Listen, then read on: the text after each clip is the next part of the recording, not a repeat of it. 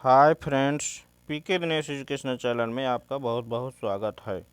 UP DElEd 2019-21 batch के तृतीय semester के कंप्यूटर के लघु उत्तरीय प्रश्नों को आज हम लेकर के आए हैं।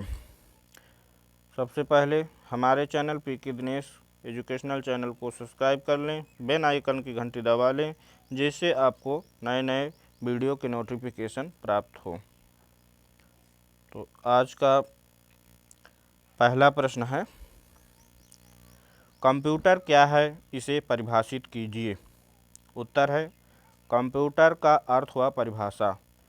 कंप्यूटर को विद्युत मस्तिष्क की संज्ञा दी गई है।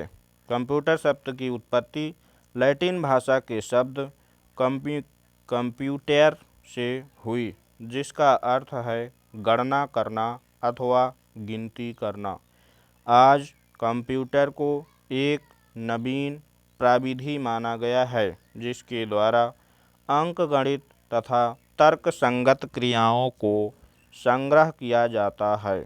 कंप्यूटर एक विद्युतीय विधि है, जिसके अंतर्गत निवेश के रूप में क्रियाएं दी जाती हैं, जो निर्गत या अपेक्षित उपलब्धि प्रदान करती हैं। कंप्यूटर एक विधि है जो आंकड़ों का विश्लेषण करके उन्हें अर्थपूर्ण बनाता है। अतः कंप्यूटर को निम्न परिभाषा द्वारा अच्छी प्रकार से स्पष्ट किया जा सकता है। कंप्यूटर एक ऐसी विद्युतीय विधि है जो विभिन्न प्रकार की सूचनाओं को निर्देशों के अनुरूप विश्लेषण करके परिणामों को विश्वसनीय तथा वैध रूप में प्रस्तुत करती है। अगला प्रश्न है, कंप्यूटर के विशिष्ट गुण बताइए। उत्तर है, कंप्यूटर के विशिष्ट गुण, पहला है गति, स्पीड। कंप्यूटर एक अत्यधिक तीव्र गति से कार्य करने वाला यंत्र है। यह कुछ क्षणों में ही इतना कार्य कर सकता है जितना कि एक मनुष्य पूरे 1 वर्ष में कर सकता है। यह तीव्र गति के साथ जटिल से जटिल समस्याओं की व्याख्या, दुरूह कार्यों, संगणनाओं को संपन्न करने की क्षमता रखता है। कंप्यूटर के कार्य करने की गति को बताने के लिए milli second, 10⁻³ second, micro second, 10⁻6 second, nano second, 10⁻9 second अथवा पीको सेकेंड, 10⁻12 सेकेंड तक का प्रयोग करना पड़ सकता है। एक शक्तिशाली कंप्यूटर 1 मिनट में करोड़ों निर्देशों को क्रियान्वित कर सकता है। दूसरा है शुद्धता, एक्यूरेसी। यदि मनुष्य कंप्यूटर को कमांड देने में त्रुटि ना करे तो कंप्यूटर कभी त्रुटि नहीं करता। कंप्यूटर में त्रुटियां हो सकती हैं, किंतु उनका कारण कंप्यूटर स्वयं ना होकर उस पर कार्य करने वाला मनुष्य अथवा कंप्यूटर के डिजाइन की सीमा हो सकती है। कंप्यूटर द्वारा त्रुटि का कारण आंकड़ों में अथवा दिए गए निर्देशों में त्रुटि होगी। कंप्यूटर कभी गलत गणना नहीं करता। तीसरा है स्वचालन, प्रोग्राम ऑटोमेशन। प्रोग्राम के एक बार कंप्यूटर की मेमोरी में लोड हो जाने पर प्रोग्राम केंद्रीय संसाधन इकाई द्वारा कार्यान्वित होता रहता है। यह कार्यक्रम प्रोग्राम के अंत तक चलता रहता है। चौथा है विश्वसनीयता, रिलायबिलिटी। कंप्यूटर द्वारा दिए गए कार्यों, गणनाओं तथा दी गई सूचनाओं में शुद्धता अति उच्च होती है, इसलिए इनमें विश्वसनीयता भी अधिक होती है। हम बिना झिझक के कंप्यूटर द्वारा प्रदत्त सूचनाओं पर विश्वास कर लेते हैं। पांचवा है परिश्रमी, डिलीजेंस। कंप्यूटर मनुष्यों के समान अत्यधिक कार्य करने पर थकता नहीं है। विश्व की अनेक संस्थाओं में कंप्यूटर लगातार 24 घंटे कार्य करता है। मानव जाति के विकास के लिए कंप्यूटर निरंतर एक परिश्रमी गुलाम की तरह बिना किसी त्रुटि के कार्य करता रहता है। अगला प्रश्न है, सूचना की परिभाषा दीजिए। उत्तर है, सूचना से संबंधित कई परिभाषाएं निम्न प्रकार हैं। पहला है, कार्टर 1987 के अनुसार सूचना का तात्पर्य उस बहुउपयोगी जानकारी से है जो प्रत्येक व्यक्ति, विषय व स्थान विशेष के लिए सदैव प्रस्तुत रहती है। दूसरा है, डॉक्टर विनीता गुप्ता के अनुसार सूचना से अभिप्राय उन आंकड़ों से है जिन्हें किसी निष्कर्ष तक पहुंचने के लिए काम में लाया जाता है। अगला प्रश्न है, कंप्यूटर के लाभ बताइए। उत्तर है, कंप्यूटर उपयोग के मुख्य लाभ निम्नलिखित हैं। पहला है, इसमें सूचनाओं का संग्रहण, विश्लेषण तथा नवीनीकरण का कार्य अत्यंत सरलता एवं दक्षता से अल्प समय में किया जा सकता है। दूसरा है, इससे मानव जीवन के विभिन्न क्षेत्रों में किए जाने वाले महत्वपूर्ण निर्णयों के लिए नवीनतम एवं सत्य सूचनाएं आसानी से उपलब्ध हो जाती हैं। तीसरा है, कंप्यूटर का प्रयोग प्रारंभिक शिक्षा से लेकर उच्चतर शिक्षा तक किया जा रहा है। चौथा है, कंप्यूटर में संग्रहित सभी सूचनाएं सुरक्षित रहती हैं। पांचवा है, कंप्यूटर की सहायता से किसी भी विषय का अध्ययन बार बार किया जा सकता है, जो कि शिक्षण में एक शिक्षक द्वारा संभव नहीं है। छठवां है, कंप्यूटर से गहन जानकारियां प्राप्त होती हैं, जिससे व्यक्ति एवं विद्यार्थी को व्यक्तिगत लाभ होता है। सातवां है, कंप्यूटर के प्रयोग से शिक्षा को अनेक आयाम प्राप्त होते हैं। अगला प्रश्न है, सूचना का क्या अर्थ है। उत्तर है, सूचना का अर्थ प्राचीन काल में सूचना एक सामान्य शब्द था, जिसका प्रयोग विभिन्न प्रकार के संदेशों तक सीमित था।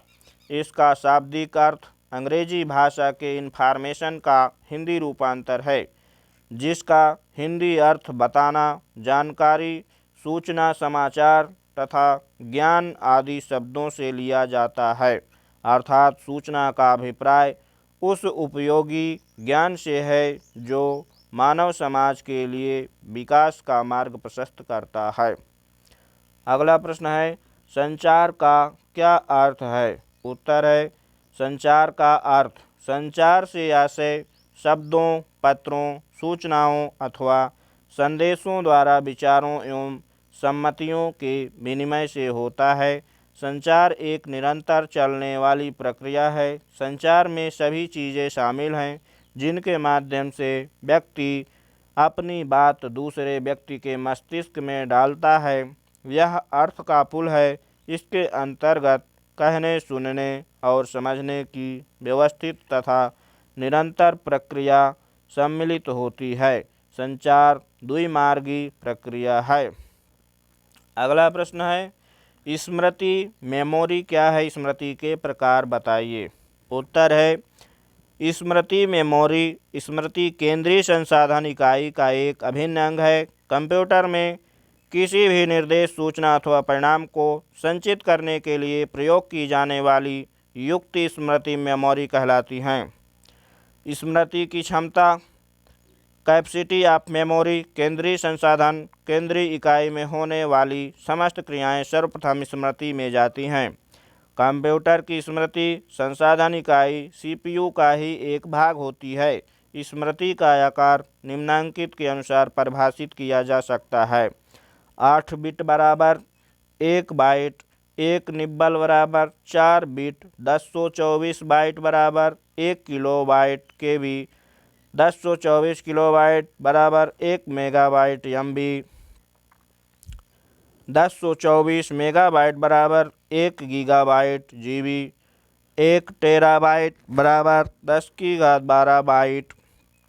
स्मृति में अनेकों स्थान होते हैं जिन्हें सेल कहते हैं। प्रत्येक सेल की एक विशिष्ट पहचान संख्या होती है। स्मृति के प्रकार। Kinds of memory. स्मृति दो प्रकार की होती है। पहला है अस्थायी स्मृति, टेम्परेरी मेमोरी। दूसरा है स्थायी स्मृति, परमानेंट मेमोरी। स्मृति से सूचनाओं एवं निर्देशों को संचित करने की विधि दो प्रकार की होती है। पहला है रैम, दूसरा है रोम। रैम, RAM, इसका पूरा नाम रैंडम एक्सेस मेमोरी है। रैम की मुख्य रूप से निम्न विशेषताएं होती हैं। पहला है कंप्यूटर में प्रविष्ट किए जाने वाले सभी आंकड़े व निर्देश सर्वप्रथम रैम में ही संग्रहित किए जाते हैं। दूसरा है रैम एक अस्थायी भंडारण व्यवस्था है। विद्युत आपूर्ति रुकने अथवा कंप्यूटर बंद होने की स्थिति में रैम में संग्रहित आंकड़े व निर्देश समाप्त हो जाते हैं। इसलिए रैम को अस्थायी अथवा वोलेटाइल स्मृति भी कहते हैं। रैम का संग्रहण क्षमता अथवा आकार भिन्न भिन्न होते हैं, जैसे 8 MB, 16 MB, 32 MB, 64 MB, 128 MB या 256 MB इत्यादि। तीसरा, यह एक सेमीकंडक्टर चिप होती है।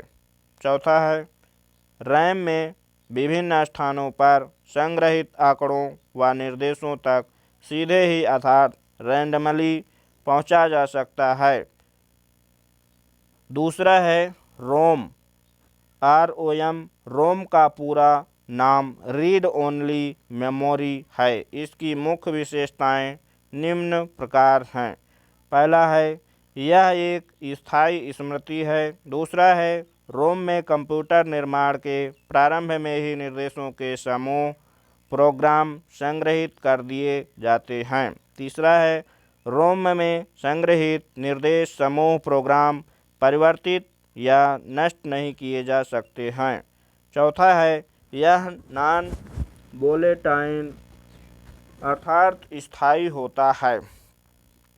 अगला प्रश्न है सूचना के गुणों का उल्लेख कीजिए। उत्तर है सूचना में निम्नलिखित गुणों का होना अति आवश्यक है। पहला है शुद्धता, एक्यूरेसी। शुद्धता से हमारा अभिप्राय यह है कि सूचना जिस डेटा पर आधारित हो वह सटीक एवं शुद्ध हो। शुद्ध सूचना किसी के दबाव में तोड़ मरोड़ कर गलत ढंग से प्रदान नहीं की गई हो। शुद्ध सूचना की अपनी निर्णायक भूमिका होती है। दूसरा है समय से टाइमली। यदि प्राप्तकर्ता को आवश्यकता अनुसार समय से सूचना प्राप्त हो जाती है तो वह उचित निर्णय लेने में सहायक होती है। उदाहरण के लिए समाचार पत्रों में प्रतिदिन स्टॉक एक्सचेंज में शेयरों के भाव में उतार चढ़ाव निवेशकों एवं ब्रोकरों को शेयर बेचने खरीदने में सहायक होते हैं। तीसरा है अर्थपूर्ण, मीनिंगफुल। सूचना अर्थपूर्ण और विषय के अनुरूप ही होनी चाहिए ताकि वह उपयोगी सिद्ध हो सके। चौथा है संक्षिप्तता, कॉन्फिडेंस। संक्षिप्तता सूचना का महत्वपूर्ण गुण है। कोई भी सूचना बहुविस्तारित न होकर अनिवार्य रूप से संक्षिप्त ही होनी चाहिए।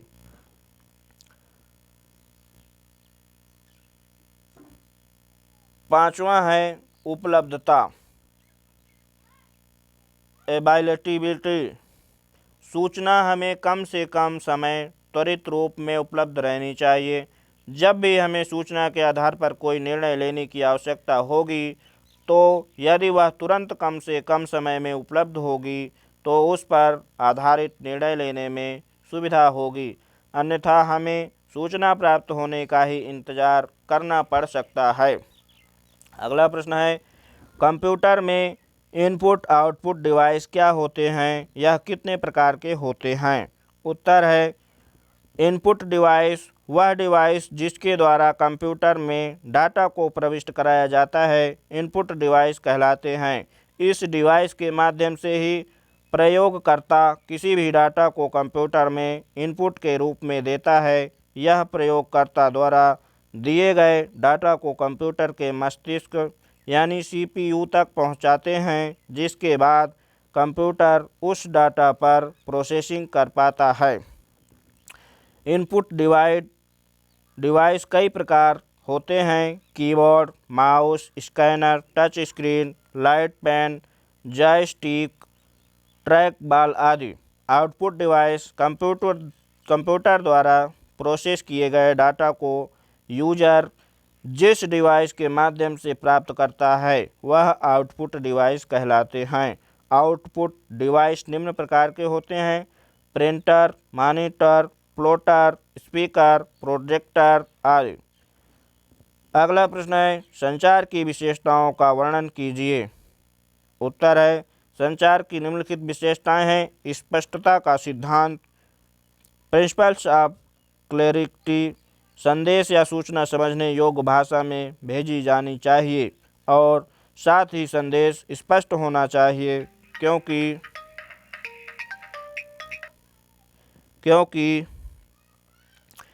इस प्रक्रिया में अस्पष्ट शब्दों का कोई महत्व नहीं होता है।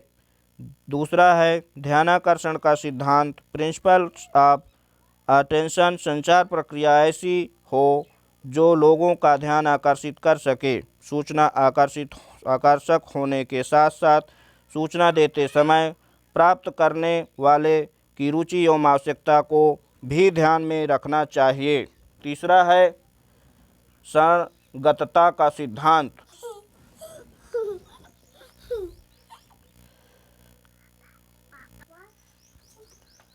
चौथा है उचित प्रसारण का सिद्धांत, प्रिंसिपल्स ऑफ राइट्स कम्युनिकेशन। संचार का यह सिद्धांत इस बात पर जोर देता है कि प्रेषित सूचना या संदेश उपयुक्त व्यक्ति विभाग के पास उपयुक्त साधन द्वारा उपयुक्त समय पर पहुंचाना चाहिए, तभी उसका उचित एवं सार्थक उपयोग किया जा सकता है।